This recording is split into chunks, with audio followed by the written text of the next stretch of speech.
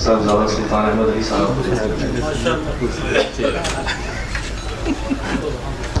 सुन्नी इत्तेहाद council के बानी chairman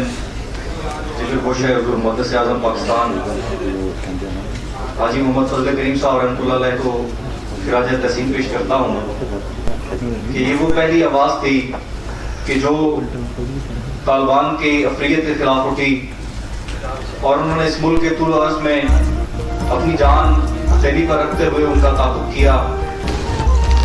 हुज़ूर मुक़द्दस आज़म पाकिस्तान रहमतुल्लाह अलैह के ख़ानदान का एक खूबसूरत फूल, नौजवान और बाहौसला एक अजीम लीडर साहबजादा हामिद रज़ा साहब हमारे दरमियान मौजूद हैं। मैं गुजारिश करता हूँ साहबजादा हामिद रज़ा चेयरमैन सुन्नी इत्तेहाद कौंसिल पाकिस्तान कि आप तशरीफ़ लाएँ और अपने ख्यालात का इज़हार फरमाएँ।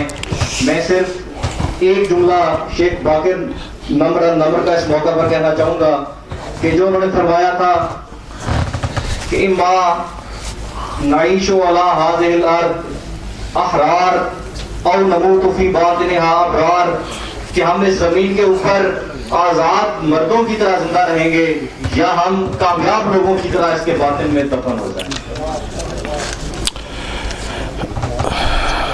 अल्हम्दुलिल्लाहि रब्बिल आलमीन वल आक़िबतु लिल मुत्तक़ीन वस्सलातु वस्सलामु अला नबिय्यिहि मुहम्मदिन व अला आलिहि व अस्हाबिहि अजमईन अम्मा बाद फ़अऊज़ु बिल्लाहि मिनश शैतानिर रजीम बिस्मिल्लाहिर रहमानिर रहीम वअतसिमू बिहब्लिल्लाहि जमीअन व ला तफ़र्रक़ू सदक़ल्लाहु मौलानाल अज़ीम। इंतहाई काबिल एहतराम सरबराह मजलिस वहदत मुस्लिमीन मोहतरम राजा नासिर अब्बास साहिब, काबिल सद एहतराम लायक तासीन सरबराह मिली यकजहती कौंसल व जमीयत उलमाए पाकिस्तान डॉक्टर अबुल खैर मोहम्मद ज़ुबैर साहिब, एक अजीम खानवादे के चश्मो चराग इंटेलेक्चुअल जनाब साहिबजादा सुल्तान अहमद अली साहिब, बरादर मुकर्रम जनाब गुलजार मुफ्ती गुलजार नईमी साहिब और ख़ुसूसन बिलख़ुसूस नासिर शराजी साहिब जिनकी ख़ुसूसी नवाजिशात जारी रहती हैं।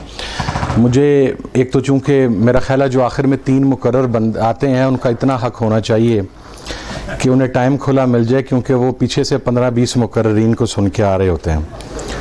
तो मैं उसके बावजूद कोशिश करूँगा कि जल्दी वाइंड अप करूँ। अब मुझे ये भी उम्मीद है चूँकि सैयद जवादुल हसन काज़मी साहब क़िबला मेरी जमात के सेक्रेटरी जनरल हैं तो वो दरमियान में जज़ाकल्लाह भी नहीं दोहराएंगे, मुझे ये जमाती पॉलिसी की भी खिलाफ वर्जी हो जाएगी, लेकिन बट स्टिल इंशाल्लाह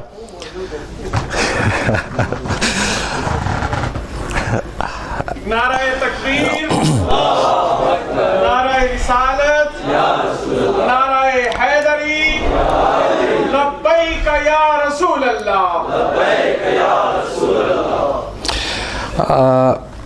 मैं कुछ सवालात आज रखना चाहता हूँ। तकरीबन 42 साल मेरी उम्र होगी, 42, और मैं ये उम्मत का कॉन्सेप्ट भी सुनता चला आया, लेकिन थियोरेटिकली वो हज़रत अब्बा जी के बाद दाढ़ी सफ़ेद होगी इसलिए आप ना तस्लीम करें, आपका हुक्म। लेकिन ये जो उम्मत का कॉन्सेप्ट है, मुझे मेरा कोई बुज़ुर्ग इस चीज़ की वजाहत कर दे कि इसके लिए सबसे पहली शर्त यह है कि आप मसलक की तफरीक से बालातर होकर तमाम मुसलमान हों। तो जिस पर फतवा शिरक का है या मुशरिक होने का है, या जिस पर फतवा काफिर होने का है, क्या वो उम्मत का हिस्सा हो सकता है? ये बड़ी एक काबिल गौर चीज़ है जिसके ऊपर हम हमेशा उम्मत की बात कर देते हैं। तो मेरे पर तो फतवा, मेरे मसलक पर फतवा मुशरिक होने का है, तो अब या तो आप मुझे उम्मत में शामिल नहीं कर सकते, या फिर जो फतवा लगा रहा है मैं उसे उम्मत में शामिल नहीं मानता। ये सिंपल डेफिनेशन है। या मेरे ऊपर से मुशरक का लेबल उतारें, अहले तशय्यो से कुफ्र का लेबल उतारें, तो फिर उन्हें उम्मत में आप शामिल कर सकते हैं। तो जब आप उन्हें उम्मत मानते ही नहीं हैं, जब आप उन्हें मुसलमान नहीं मानते, तो उम्मत कैसे मान सकते हैं आप उसे? अब इसका तयन होगा, हमारे जो दरस निज़ामी के असातिज़ा हैं उन्हें पता है, अल हुक्म लिल कुल की एक फ़िलॉसफ़ी अप्लाई करती है कि अक्सरियत के ऊपर हुक्म का इतलाक होता है। तो अब देखा जाएगा कि अक्सरियत कौन है। अक्सरियत को डिफाइन करने के लिए ये देखा जाएगा, उसका सबसे आसान पैमाना है कि हुसैनी कौन है और यजीदी कौन है। तो अब अगर तो यजीदी अक्सरियत में है, तो फिर उम्मत की गाइडलाइंस और उम्मत को डिफाइन करने का इख्तियार उनके पास है। और अगर हुसैनी अक्सरियत में है, तो फिर उम्मत की गाइडलाइंस देने का इख्तियार उनके पास है। तो फिर इसका भी मैं फैसला आप पर छोड़ता हूं, इसके ऊपर भी कोई राय शुमारी करवा लेनी चाहिए कि अगरचे मुझे रिजल्ट का इल्म है कि क्या है, इसलिए कि उम्मत या मुसलमान का वजूद ही नहीं रह सकता इस अगर वो अक्सरियती यजीदी हो जाए। तो मैं बहुत क्लियर हूं, इसके ऊपर किसी को कोई शक हो तो बेशक करवा ले। दूसरी चीज, इसलिए मैं अब मजीद इस फ्रांस वाला ये जो कहते हैं कि आखिरी ज़रब लगती है, वो आखिरी ज़रब थी। पहले हमारे भाई कहते थे उम्मत का कॉन्सेप्ट, मैं अब उस कॉन्सेप्ट को नहीं मानता। अब देखें OIC है, इसका मुखफ़फ़ बनता है ऑर्गेनाइजेशन ऑफ इस्लामिक कंट्रीज, लेकिन ऑनवर्ड्स 80s इसका जो किरदार है वो ऑर्गेनाइजेशन ऑफ इस्लामिक कंट्रीज नहीं रह गया, वो ऑर्गेनाइजेशन ऑफ इनकम्पिटेंट कंट्रीज हो गया है। आप फलस्तीन के मसले की बात करें, OIC खामोश। आप कश्मीर के मसले की बात करें, OIC खामोश। आप बोस्निया हर्ज़ोगोविना के कत्लेआम की बात करें, OIC खामोश। आप यमन की बात करें, OIC खामोश। आप इराक की बात करें, OIC खामोश। आप लेबनान की बात करें, OIC खामोश। आप शाम की बात करें, OIC खामोश। तो फिर ये बला क्या है, ये क्यों हम पर मुसल्लत की गई है? इसलिए मैं समझता हूं कि चूंकि हम एक इस्लामिक कंट्री हैं और अल्हम्दुलिल्लाह हमने जो रद्द-ए-अमल दिया है वो भी एक बागैरत इस्लामी मुल्क वाला रद्द-ए-अमल है। उसके अंदर यह बहस हो सकती है कि इस लेवल पर देना चाहिए था या इस लेवल पर नहीं देना चाहिए था, बट स्टिल आई बिलीव कि हमें इस ऑर्गेनाइजेशन ऑफ इनकम्पिटेंट कंट्रीज के ब्लॉक से बाहर निकलना चाहिए। हम इसका मजीद हिस्सा, मुझे तो इसका कोई फायदा नजर नहीं आता, मां सिवाय ये कि जिन्होंने लैम्बोर्गिनीज खरीदनी है, जिन्होंने गोल्ड प्लेटेड फरारीज खरीदनी है, जिन्होंने यार्ड्स खरीदने हैं, जिन्होंने जजीरे खरीदने हैं, जिन्होंने ऑयल के रिजर्व को अपने पर्पस के लिए यूज करना है, उनकी जाती अय्याशी के तहफ़्फ़ुज़ के लिए OIC बनाई गई है। यह इस्लामी हकूक़ के तहफ़्फ़ुज़ के लिए नहीं बनी हुई। यह गिवन रियलिटी है। हम इसे जितनी लाख नजरें चुराएं, हम इसे ना तस्लीम करें तो भी हमारी मर्जी है। आप देखिए, कहते हैं हमारी पंजाबी में वैसे नॉर्मली यह कहा जाता है कि सज्जन दा पता औखे वेले लगदा है, कि आपके मुश्किल वक्त में आपके साथी कौन है पता लगता है। ये आपका साथी है, ये मुनाफिक है, ये दुश्मन है। एक मुसलमान के लिए आज के दौर में इससे ज्यादा मुश्किल वक्त नहीं हो सकता कि आकाए दो जहां, बाइसे तख्लीके कायनात, सरकारे दो जहां हजरत मोहम्मद मुस्तफ़ा सल्लल्लाहु अलैहि वसल्लम की शान में गुस्ताखी की जाए और आप उसके ऊपर रिस्पॉन्ड ही ना करें। मैं समझता हूं पाकिस्तान हो, टर्की हो, ईरान हो, चीचनिया हो, यमन हो, सीरिया हो, ये नहीं कि रिस्पॉन्स सिर्फ 3 कंट्रीज में से आया है, रिस्पॉन्स हमारे 15+ कंट्रीज से आया है। स्ट्रेटेजिकली या आप देख लें कि यह कहा जाता है कि 15 इस्लामिक ममालिक जो हैं, जो बड़े हैं, जो इन्फ्लुएंशियल हैं, जिनकी अफवाज ताकतवर हैं, जो एटॉमिक पावर हैं, वो अल्हम्दुलिल्लाह में हैं, इनका ज्यादा इन्फ्लुएंस होता है। उन 15 में से रिस्पॉन्स अलबत्ता सिर्फ 3 का आया है। बाकी 12 से यह पूछा जाना चाहिए और हमें यह सवाल अपने आप से भी पूछना चाहिए कि वो ममालिक जो आकाए दो जहां सल्लल्लाहु अलैहि वसल्लम की हुर्मत के मामले के ऊपर खड़े होकर स्टैंड नहीं ले सके, क्या हम उन्हें उम्मत कहकर गले लगाने के कायल हैं? मैं नहीं हूं, आप होते रहें। मैं इस मामले में बहुत क्लियर होता हूं, मेरा स्टांस अल्हम्दुलिल्लाह बिल्कुल क्लियर होता है, मैंने कभी दोगला काम नहीं किया, मैं बड़ी क्लियर होकर बात करता हूं। मुझे कहते हैं आपको सऊदी अरब का वीजा नहीं देंगे, आप हाजिर नहीं हो सकते। मैंने कहा तुम्हारे वीजे का मरहून मैं नहीं हूं, जिस दिन सरकार की बारगाह से कबूलियत होगी मैं पहुंच जाऊंगा। मुझे उस वीजे के लिए आपकी पॉलिसी को डिफेंड करने की जरूरत नहीं है। लेकिन कहते हैं आप देखिए इसी ओआईसी में सुषमा स्वराज को बुलाया गया। अब कहते हैं जी कि इंडिया के अंदर इतने करोड़ मुसलमान हैं, तो भाई फिर तुम ओआईसी के अंदर अमेरिकन डेलीगेशन भी बुलाओ, क्योंकि वहां पर भी करोड़ों मुसलमान है। तुम ओआईसी के अंदर ब्रिटेन जो डेलीगेशन है उसको भी बुलाओ, क्योंकि वहां पर भी करोड़ों की तादाद के अंदर यूरोप के अंदर मुसलमान है, उन ममालिक को भी बुलाओ। लेकिन चूंकि अब तुम्हारा इंटरेस्ट इंडिया के साथ है, अब तुम इंडिया के पिट्ठू हो, अब तुम उसे मंदिर भी बना के दे रहे हो, अब उसे आला तरीन सिविलियन अवार्ड्स भी दे रहे हो, अब तुम कश्मीर पर होने वाले कत्लेआम के ऊपर मोदी की हमायत भी कर रहे हो, तो भाई बला से मैं ये समझता हूं कि मेरे लिए सबसे कीमती चीज अव्वल इस्लाम है, दोम पाकिस्तान है। जो इस्लाम की बेसिक्स के साथ नहीं खड़ा होगा, जो पाकिस्तान के साथ नहीं खड़ा होगा, मेरी तरफ से बाढ़ में जाए, मैं उसे बरादर इस्लामी मुल्क कहने का कायल नहीं हूं। आप हमसाया इस्लामी मुल्क के ऊपर इत्तफाक कर लें तो बेहतर है। ऐसे बरादर को हमने क्या करना है जो मुश्किल वक्त में हमें यह बताए कि यह कत्लेआम हो रहा है, आप इसके ऊपर जरा सुकून करें। ऐसा बरादर मुल्क जो किबला अव्वल के लिए ना खड़ा हो सके, जो इसराइल को एक्सेप्ट कर लें, तो फिर आपको खुद समझना चाहिए कि उनकी प्रायोरिटीज क्या है।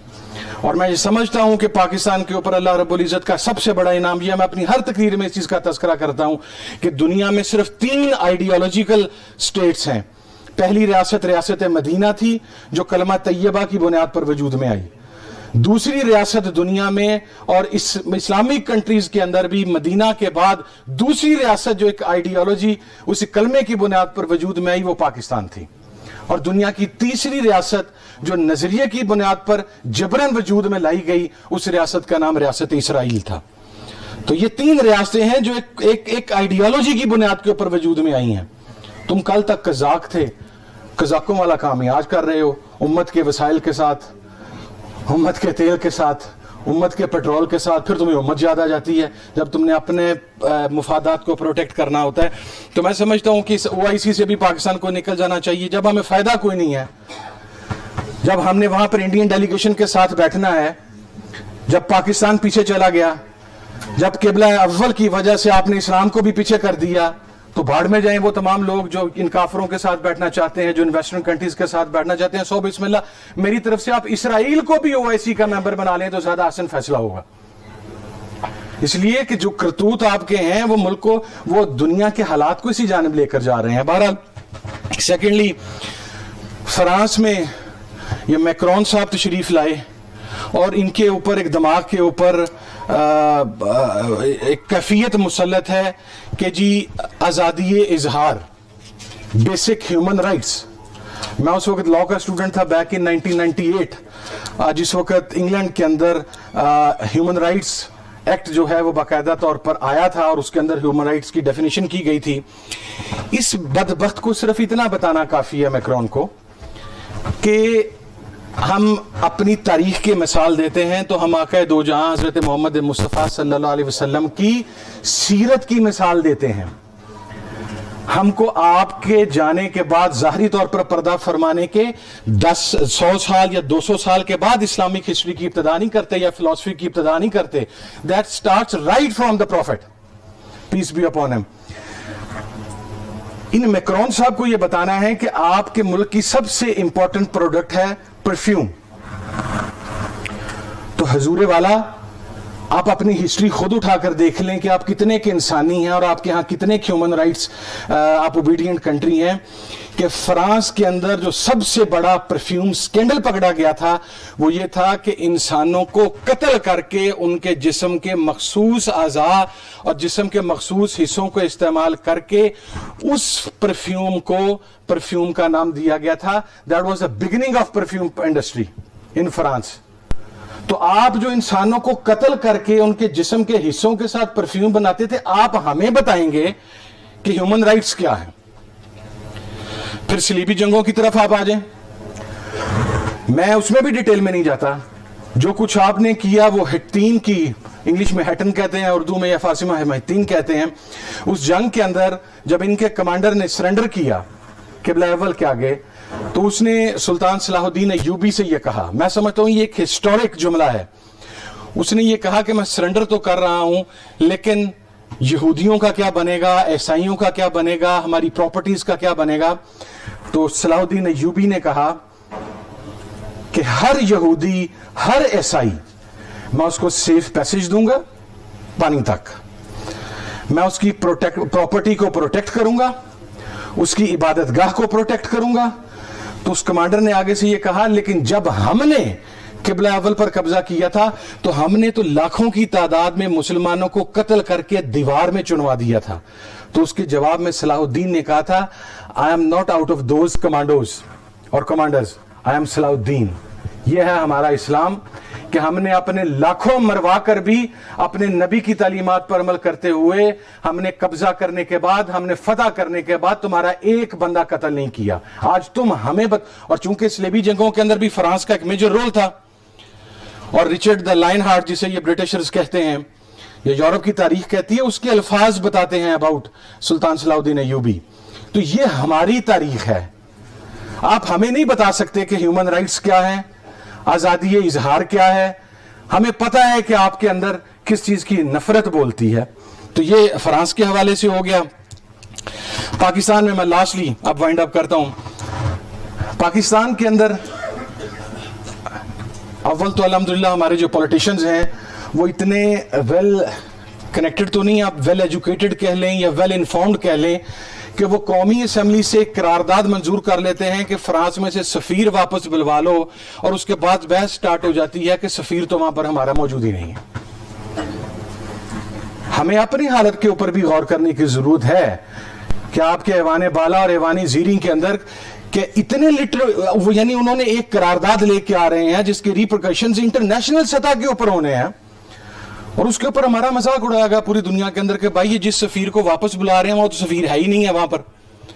तो मैं समझता हूं कि हुकूमत पाकिस्तान ने जो मौक़िफ़ इख्तियार किया है वो काबिल तासीन भी है, और कहते हैं कि किसी भी मौक़िफ़ को जांचने के लिए उसका जो वर्स्ट ओपोनेंट होता है या दुश्मन होता है उसका मौक़िफ़ आप पूछ लें। तो अगर फ्रांस के वजीर दाखिला को चीखें लगी हैं तुर्की, ईरान या पाकिस्तान के बयान के ऊपर, तो मेरा ख्याल है that is sufficient enough. Aldous मैं ये समझता हूं कि हमें पाकिस्तान से पाकिस्तानी सफीर को वापस भेज देना चाहिए, इसलिए कि हमारे लिए नबी पाक सल्लल्लाहु अलैहि वसल्लम की नामूस से बढ़कर दुनिया की कोई चीज़ नहीं है। और जब तक ये जज्बा हमारे अंदर मौजूद रहेगा, इंशाअल्लाह हम पूरी दुनिया के अंदर रूल करने के लिए भी तैयार रहेंगे। और लास्टली मैं ये कहता हूं, हम वेस्ट के दिए हुए, मैं चूंकि वहां बड़ा तवील अरसा रहा हूं, हम वेस्ट की दी हुई डेमोक्रेसी की बात करते हैं, तो आए पाकिस्तान को पहल करनी चाहिए। वो अगर हमारी नबी की शान में गुस्ताखी कर सकते हैं और उसके ऊपर हरदर्मी का मुजाहरा कर सकते हैं, तो मेरा ख्याल है एक आधी यूनिवर्सिटी या दो यूनिवर्सिटी में होलोकास्ट के ऊपर रिसर्च की इजाजत हमारी हुकूमत को भी देनी चाहिए। ये यहूदियों ने जिस होलो का, वहां पर आप नाम लें, 9 साल तक कैद है। मुझसे पहले मेरा ख्याल है शायद नूरुल्लाह कादरी साहब के बला फरमा रहे थे 5 साल या 7 साल, 9 साल तक कैद है होलोकास्ट के ऊपर। अगर आप बात भी कर लें तो आइए, हम मशकूक हैं कि वो जो होलोकास्ट आप बयान करते हैं वो नहीं था, तो फिर आज हम उसके ऊपर हमें इजाजत दें। मैं समझता हूं टिट फॉर टाइट की बात होती है। दुनिया के अंदर जो ताकतवर है उसकी जुबान चलती है, जो मोहल्ले में बदमाश होता है, ताकतवर होता है, सब उसकी बात मानते हैं। जो दुनिया में ताकतवर है, जिसके हाथ में डंडा है, तो हम कम से कम अपने हाथ में या अपने जज्बा ईमानी के जरिए इतनी ताकत पैदा करें कि हम उन्हें मैसेज दे सकें, क्योंकि वेस्ट से जो भी होलोकास्ट के ऊपर रिसर्च करने चाहते हैं, हजारों की तादाद में लोग, वो यहां पर आए, हम उन्हें लिटरेचर प्रोवाइड करेंगे। अगर आप हमारी नबी की शान में गुस्ताखी से बाज नहीं आ सकते, तो फिर हमें भी कोई शौक नहीं है कि हम आपकी दी हुई लाइंस के ऊपर उसको टो करें और उसको आगे लेकर चलें। और last but not the least, मोहतरम डॉक्टर अब्दुल खैर जुबैर साहब, मिली यकजहती कौंसिल, दो I am not the part of it, doctor साहब किबला के इल्म में है मैं, लेकिन एक बात बड़ा क्लियर हूं कि मिली यकजहती कौंसिल की सदारत चूंकि डॉक्टर साहब के पास है, किबला शाह मंदौरानी रहमतुल्लाह ताला अलैह के बाद, तो मैं ये समझता हूं कि वो मोतदिल लोग, वो एतदाल वाले लोग जो गलत को गलत कह सकें और सही को सही कह सकें। डॉक्टर साहब उन लोगों को मोटिवेट करने में इंशाल्लाह कामयाब होंगे।